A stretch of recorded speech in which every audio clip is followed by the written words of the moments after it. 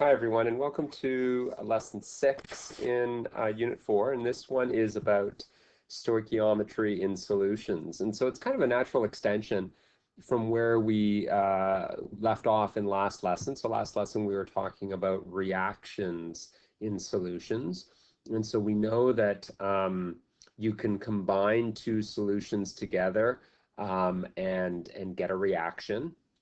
And so now we're just going to do some work with stoichiometry. So we're going to use the reactions to then determine missing quantities that we have in the reaction. All right, so here we go. A quick review. This is from the lesson that we did on stoichiometry, and basically it's the steps you have to use to solving stoichiometry questions. And the steps are, first step is to write a balanced chemical equation, and then write down what you're given under the appropriate compound.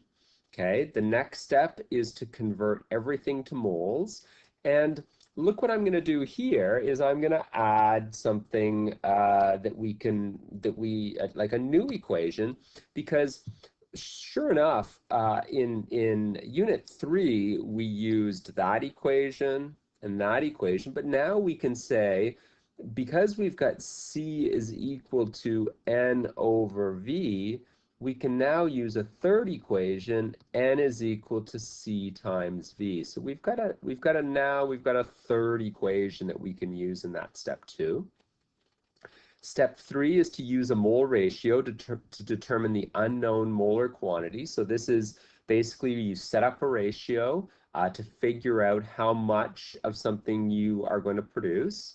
And then convert back to whatever's required. And again, in this step, you could convert back. You could say, well, if I had to convert back to mass, I would do mass is equal to N times big M. If I had to convert back to a number of particles, it would be N times NA. But I could convert back to a volume, and I could do volume is equal to, again, rearranging the formula, C is equal to N over V. So V would be equal to N over C, or something like that. So there's different ways of using those formulas as required. Now, the one thing we did do in step 2 is that we also dealt with limiting reactants. And so I put this in as a reminder that if you're given 2 reactants, you have to do these additional 2 steps. Basically, after you convert everything to moles, that would allow you to compare the counts, but then you've got to consider that the different amounts are used up differently by dividing all moles by the coefficients from the balanced chemical equation. So you'd have to do that additional step, and whichever one is lowest, that's the one you proceed with. Okay, so just be aware of that limiting reactant step. Well, let's do an example. Okay, so this one says, if 4.5 grams of aluminum oxide is combined with 35 milliliters of a 3.4 mole per liter solution of sulfuric acid, what is the maximum mass of the resulting aluminum sulfate produced if water is the other product? All right, so this is a really good example of a stoichiometry with solutions question. Okay, so let's start we got to write the equation. So really we're doing step 1 of stoichiometry right now, and it says aluminum oxide. So I'm going to go Al, and Al is +3. That's a +3 ion. And then oxide is a -2 ion. So I'm going to have to crisscross those charges. So it'd be Al2O3. I'm going to get rid of those charges now, just because they're kind of, I don't like having them there. They kind of clog things up a little bit. So it says aluminum oxide, and it's given me a mass of it. So that must have been a solid, okay, plus sulfuric acid. Sulfuric acid is H2SO4 I ate in the cafeteria and it was icky, so I went to the sulfate ion, and then it had a -2 charge, so I have two hydrogens. All acids are aqueous, so it's aqueous, okay. And it's going to produce aluminum sulfate. Okay, so it's Al plus 3, oops, Al plus 3, and then SO4 is -2, so I am going to have to crisscross those. So it'll be Al2, SO4, 3, and again, I'll just get rid of those charges now that I've used them. Okay. Plus, they're telling me water is made. So I kind of looked at the question. Now I'm going to assume that I could look at my solubility guidelines. I'll just look at those quickly now. And sure enough, aluminum sulfate is not soluble, so it's going to be a solid, and this is going to be a liquid. Okay, so I've written my equation. Now, before I finish step 1 of stoichiometry, I'm going to write down everything I've been given. So here I've got a mass of 4.5 grams, and here I've got a volume of 35 milliliters, and I've got a concentration here of 3.4 moles per liter. So I knew that the 4.5 went with the aluminum oxide, and I knew that the volume and concentration went with sulfuric acid. And it says, what is the maximum mass of the aluminum sulfate? So what I'm trying to solve for here is a mass. And the reason why they say maximum, and by the way, this 14 is just, you don't need it.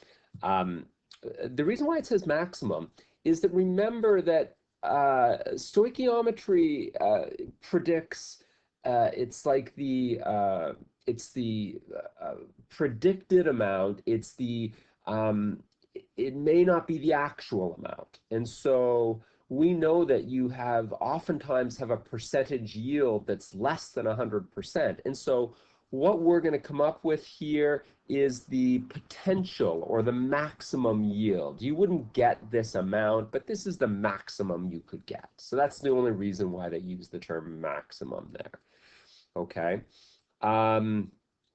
Okay, so we're gonna figure this out now. All right, so I think we've done step number 1. I'm gonna put a little check mark there. We've done step number 1 of stoichiometry.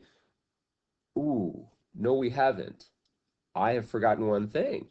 This is good. I have not balanced my equation.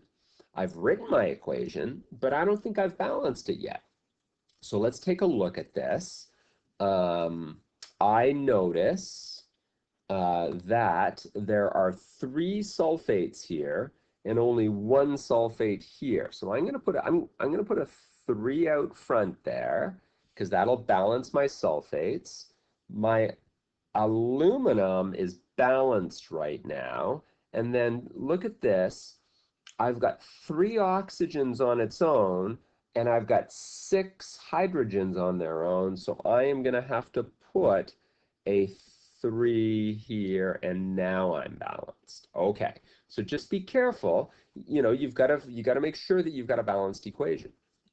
Okay, I'm now ready to go to step 2 of stoichiometry. And step 2 says convert everything you've been given to moles. And so if you're given a mass, you would convert it to moles by going N is equal to little m over big M. Okay, so let's do that. I'm going to go calculate the big M. I'm going to go down to the bottom of my page, and I'm going to calculate the big M of aluminum oxide. Okay, so here we go. Aluminum, I've got my periodic table. Aluminum is, so it's 2 times 26.98 plus 3 times 16. All right, 2 times 26.98 plus 3 times 16, and I get 101.96 grams per mole. Okay, go back up here, and so it's going to be equal to 4.5 divided by 101.96, and so the number of moles, 4.5 divided by 101.96, you get 0.04413 moles. Okay, so I've converted that to a count. But I've also got to do this one, and in this case, N is equal to C times V. Now, be careful because you've got to use liters, so I'm quickly going to convert this one to liters, so divide 35 by 1,000. Well, that's just moving the decimal place 3 times, and so it's 0.035 liters. And so it's going to be 3.4 moles per liter times 0.035 liters times 3.4, and I get 0.119 moles. Okay, so again, the untrained chemist at this point would say, well, Mr. Webster, this one is the limiting reactant because it's smaller. But remember, you've got to do that additional step. And the additional steps is that you've got to divide them each by their coefficient. So in this case, it's a 1, so it doesn't change it.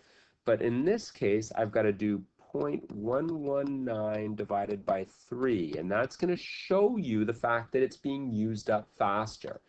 Every time one of the aluminum oxides are used, 3 of the sulfuric acids are used. So 0.119 divided by 3.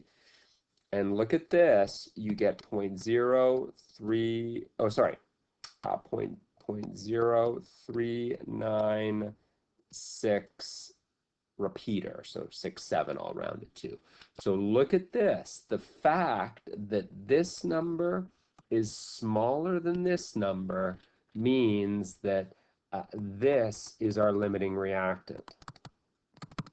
So this is the limiting reactant. So be careful that you've got to do that additional step. Now, one thing, when we move forward into the mole ratio, this is the number we go back to using. So look what I'm going to do. I'm going to put a gentle X through this just because I want Mr. Webster to still see that I've done that work.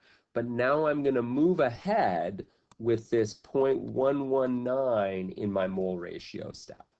Okay, so here we go. Let's move on to step number 3 of stoichiometry. I'm going to do it right down here.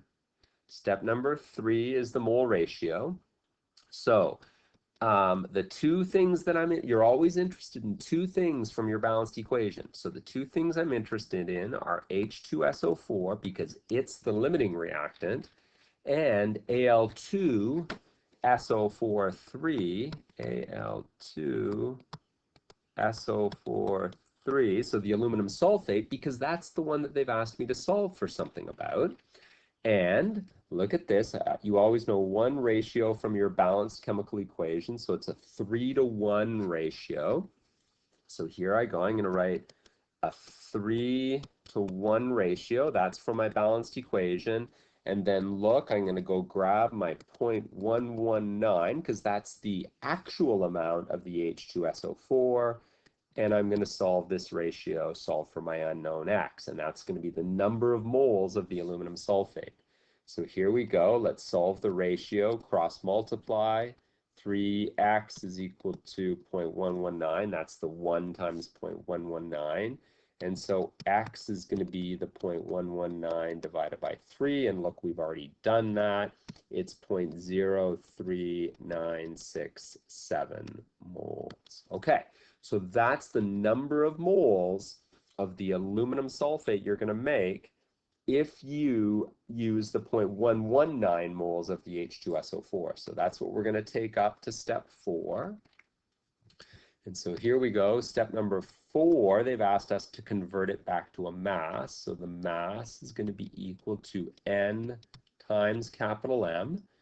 And we've got the N, which is 0.03967 0.7. That's the number of moles. Look at that. That's the number of moles we're going to make. Now the capital M here, we're going to have to go calculate that. The capital M, the molar mass of Al2